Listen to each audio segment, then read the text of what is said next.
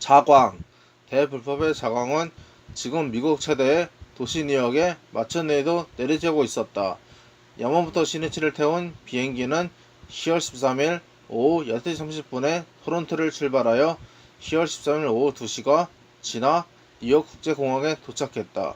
예정보다 2시간 반 정도 늦었으나 수십 명이 위풍당당의 노래를 힘차게 합창하며 일행을 맞이했다. 그리고 모두 환영박수를 치는 가운데 4, 5세 정도의 어린 소녀가 시니치에게 꽃다발을 건네주었다. 뉴욕 시가지는 세계 경제의 중심지답게 과연 활기에 넘쳤다. 엠파이어 스테이트 빌딩을 비롯하여 고층 빌딩에 즐비한 마천루의 경관에 시니치는 경탄했다. 일행이 숙박하는 호텔은 맨해튼의 브로드웨이와 30번가가 교차하는 모서리에 있었다. 끊임없이 오가는 차소리는 19층에 있는 시니치의 방에도 울려왔다. 눈을 감으면 그것은 밀물대의 파도소리 같기도 했고 군중의 환호소리로 들리기도 했다. 그는 100년 전에 브로드웨이를 퍼레이드했던 최초의 견미사 절단이었던 무사들의 모습을 떠올렸다. 1860년 5월 22일 워싱턴에서 미일서 통상조약의 비신서를 교환한 사절단은 그 후 뉴욕을 방문하여 여기서 시민의 대환영을 받았던 것이다. 7,000명이나 되는 의장대의 호의를 받으면서 사절단 일행은 마차를 타고 브로드웨이를 행진했다. 거리는 일본인을 한번 보려는 몇몇 명의 군중들로 가득 메워지고 대환성이 하늘에 울려 퍼졌다. 이 일행을 본 신 월드 히트만은 그것을 젊은 자유인 미국과 갑옷을 입은 만물의 어머니 아시아의 만남이라고 칭송하며 노래했다.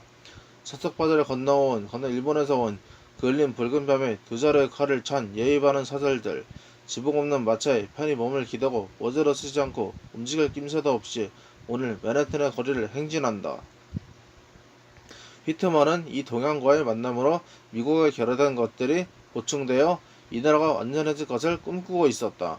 그로부터 100년이 지난 지금 시니치는 동양에서 온 불법의 사자로서 브로드웨이 거리에 발을 내딛었다. 시니치 일행을 맞이한 것은 군중의 열광과는 거리가 먼 소수의 동지들에 지나지 않았다. 그러나 그는 이 방문을 히트만이 갈망했던 만물의 어머니 동양천리와 진실한 교류를 여는 새벽으로 만들어야 한다는 결의를 냈다. 다음날 14일 오전에 일행은 유엔 본부를 견학했다.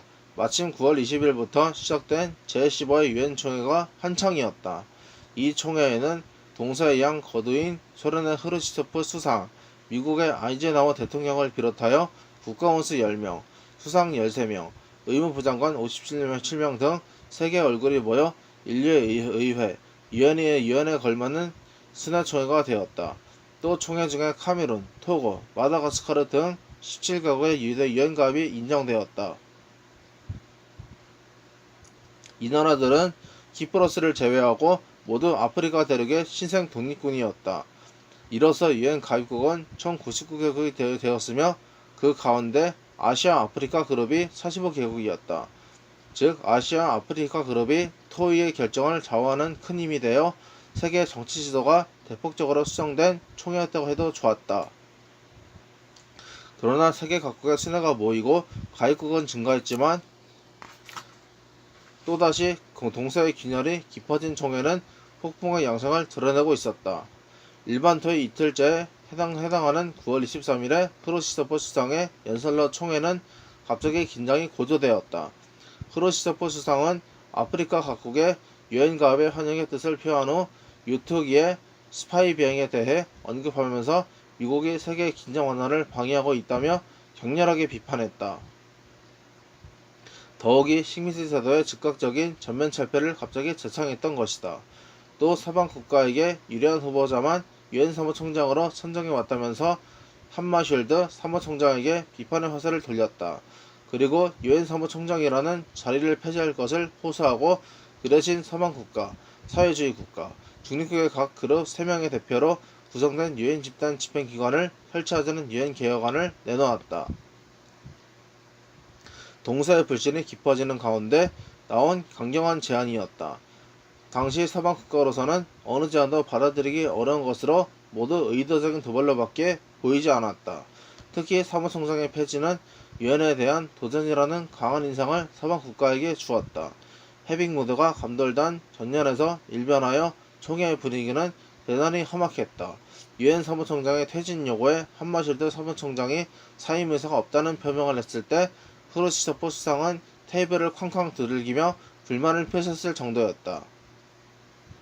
이 유엔 총회에서는 군축 문제를 위원회와 본회의 가운데 어느 쪽의 의제로 할 것인지도 처음부터 의견이 갈라졌다.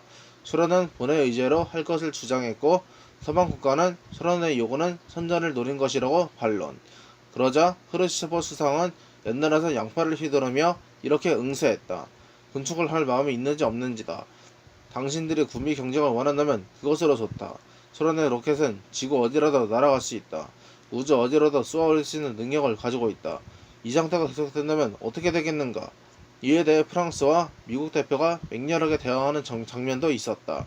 더욱이 식민지 문제로 미국 대표가 동유럽에는 자유가 없는 나라가 많이 있다고 발언하자 동유럽 대표들이 일제히 테이블을 두들기기 시작했다. 그리고 루마니아 대표가 의장석에 달려들어 장면은 소란스러워졌다. 이에 분개한 의장은 의사봉으로 책상을 두들겨 휴회를 선언했는데 경난 나머지 너무 힘을 주었던지 의사봉이 부러지고 말았다. 세계의 민족은 누구나 할 것 없이 평화를 희망하고 있다. 세계의 민족은 누구나 할 것 없이 평화를 희망하고 있다. 그러나 총회에 임한 각국의 대표는 그 소박한 민중의 소리를 대변한 적이 없었다. 인간을 떠나 서로를 적대시하는 이데올로기 대변자들의 맺히만이 헛되이 회장이 울려 퍼졌다. 인류의 의회로서 유엔의 기능을 발휘하려면 우호와 대화를 통해 서로 인간이라는 원점으로 되돌아가는 것을 잊으면 안 된다.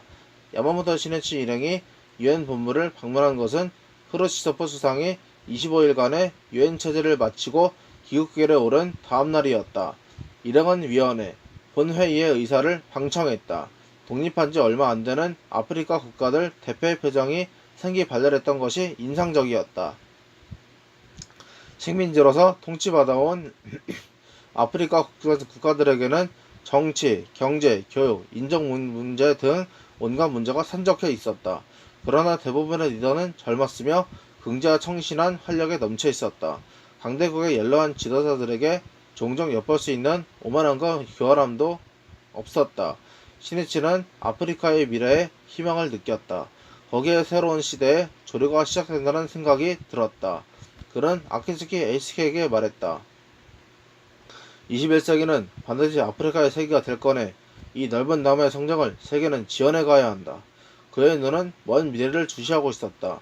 유엔 본부의 방문을 마친 일행은 뉴저지에 있는 자담회 장소로 향했다. 자담회 장소는 워싱턴에서 이사온 마사키 나가야스의 노예인 유키코 니시노의 집이었다. 그 집 입구에서 야마모토 시니치는 일본계 부인과 청년을 만났다. 시니치는 정중하게 인사하고 명함을 건넸다. 청년은 일본 상사의 미국 주재원으로 스기하라 미소라는 이름을 밝혔다. 부인은 이 청년이 니시노의 부탁으로 안내해온 어느 대학 조교사의 부인이었다. 부인은 이편 사람이었으나 그녀를 안내해온 스기하라는 학회원이 아니었다. 현지의 멤버가 미입회자인 친구에게까지 협력을 부탁하여 자담회를 성공시키려 한다는 것을 잘 알 수 있었다. 그 후 자담회 시간까지 막간을 이용하여 지구의 결석에 관한 협의를 냈다. 오후 6시 반부터 자담회가 시작되었다. 신뢰자를 포함하여 10여 명이 모였다. 대부분은 일본계 부인이었다. 그녀들의 남편들도 대부분 미군으로 일본에 와있던 사람들이었다. 멤버의 표정에는 생활의 피로가 배어나오고 있었다. 시니치는 한 사람 한 사람에게 말을 건네 가정사정 등을 질문해갔다. 처음 말을 건넸던 부인이 불안한 목소리로 대답했다. 군인은 남편이 외국으로 파견 나가 있어 아이와 함께 남편의 귀국을 기다리고 있습니다. 그렇습니까? 외로우시겠군요. 아무쪼록 남편이 돌아오시면 소중히 해드리세요. 그때까지 혼자도 힘들겠지만 자녀를 훌륭하게 키우시는 겁니다. 남편에게 가장 기쁜 일은 자녀가 씩씩하고 건강하게 자라고 있는 모습입니다. 그것이 가장 큰 격려가 되니까요. 또 남편은 부인이 밝고 건강하게 지내고 있으면 안심하여 일하는데도 힘을 발휘할 수 있습니다. 반대로 부인이 걸핏하면 훌쩍거리며 슬퍼한다고 생각하면 걱정되어 손에 일이 잡히지 않는 법입니다. 따라서 좀 더 발랄하게 난 괜찮으니 당신도 기운내세요 라고 편지에 쓸 정도로 자신이 강해지는 겁니다. 자기가 강하지 않으면 남에게 친절히 배려할 수 없습니다. 부인의 진지한 얼굴에 불그스름한 홍조가 돌았다. 야마모토 시니치는 옆에 있던 부인에게도 말을 건넸다. 머리가 흐트러지고 어린지 자포자기한 분위기가 있는 30세 전후의 여성이다. 희망도 없이 살아가면서 마음도 거칠어졌을 것이다. 남편 되시는 분의 직업은 저희 집 남편은 제대로 일을 하지 않아요. 일본에 군인으로 왔을 때는 미국에 돌아가면 가정에 딸린 좋은 생활을 하게 해주겠다는 말만 그랬다고 했는데 여기 와보니 사는 게 형편없어요. 술만 마시다가 일자리는 없는데다가 풍경을 휘두르면 정말 엉망진창이에요. 결국 제가 속은 거죠. 속은 제가 나쁘다고 하면 그걸로 그만이지요. 그만이지만요. 이제 이런 생활은 지긋지긋해요. 이 말에 몇몇 부인들이 맞장구를 쳤다. 자기 신세를 한탄하는 사람들은 미국의 어느 자담회에도 있었지만 이 부인들은 상당한 고통을 겪었을 것이 분명했다. 부인 부장 기어라 가스가 안색을 바꾸며 말했다. 그냥은 하고 있겠죠? 어버지의 기어는 하고 있겠지요? 부인은 답했다. 아니요? 아니라니요. 신심을 시작할 때 내일 그냥어 제목을 올린다는 지도를 받지 않았어요? 그런 말은 듣지 못했어요. 저는 미국으로 건너올 때 어머니에게 너는 일본과 전쟁을 치른 적국에 가기 때문에 무슨 일이 있을지도 모른다. 그러니까 어버저님을 수여받고 무슨 일이 있으면 합장하도록 해라. 는 말만 들었을 뿐이에요. 이어게는 지금까지 신심지도에 손길이 전혀 미치지 않았던 것 같았다. 유키고 니시노가 이곳으로 오기 전에는 모두를 이끌어갈 중심자가 없었던 것이다. 기요하라가 힘주어 말하기 시작했다. 이제까지의 경위에 어쨌든 복원을 쌓으려면 미국의 강패를 위해 분발하는 수밖에 없어요. 강포라니 그게 뭐죠? 기여하라는 말면에 막혔다. 그런 것도 몰랐어요? 미국 사람들에게 이 신심을 가르쳐 행복하게 해주는 겁니다. 이것이 모두의 사명입니다. 이렇게 말하면서 그녀는 이건 아니야. 신심, 즉 세가리는 기본을 가르치지 않으면 하고 생각했다. 그리고 심호흡을 한번 하더니 결의를 새롭게 하여 말하기 시작했다. 신심의 기본에 대해 전혀 배울 기회가 없었군요. 할 수 없군요. 잘 들으세요. 불도수행이란 자행와타라에서 자신이 근행하고 제목을 부르면서 남에다 불법을 가르쳐주는 겁니다. 그것을 정확히 실천해가면 최고의 행복 경위를 얻을 수 있다고 니시른 대성이는 약속하셨습니다. 남편에게 좋은 일자리가 생기고 일본에도 언제든지 갈 수 있는 여왕과 같은 경위가 될 수 있는 겁니다. 설마 언빌리버블, 임파서블? 부인들이 새곡기 소리를 질러 장내는 소란스러웠다. 그때 지금까지 입을 다물고 있던 젊은 부인이 외치듯 말했다. 일본에 언제라도 갈 수 있다고 했지만 전 그때까지 기다릴 수 없어요. 저를 일본에 데려가 주세요. 이제 진저리가 나 더 이상 견딜 수 없어요. 그녀는 울기 시작했다. 동행 간부들은 어처구니 없는 듯 그 부인을 보았다. 신이치의 눈이 예리하게 빛났다. 이때 그의 몸은 심하게 초췌해 있었다. 동행 간부들도 그것을 알아채고 있었다. 그러나 그는 웃옷을 벗더니 조용하지만 강한 어조로 말하기 시작했다. 여러분은 정말로 많은 고생을 하셨고 잘 참아오셨습니다. 모든 게 싫기도 하겠죠. 때론 죽고 싶다는 생각도 했을 겁니다.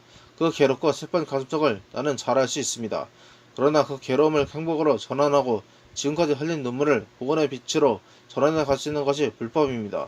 불행에 가장 많이 울었던 사람이야말로 가장 행복해질 권리가 있습니다.